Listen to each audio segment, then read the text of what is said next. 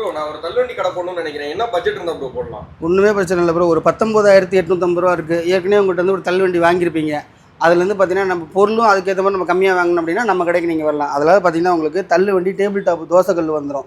அதுக்கு தேவைப்படுற கிண்ணம், லைட்ரு, தோசை கரண்டி அதெல்லாம் வந்துடும். அதுக்கப்புறம் பார்த்தீங்கன்னா உங்களுக்கு வடை போடுறதுக்கு, சாம்பார் வைக்கிறதுக்கு, இட்லி போடுறதுக்கு அந்த மாதிரி பார்த்தீங்கன்னா உங்களுக்கு அடுப்பு, உங்களுக்கு கடாயி, ஜார்லி.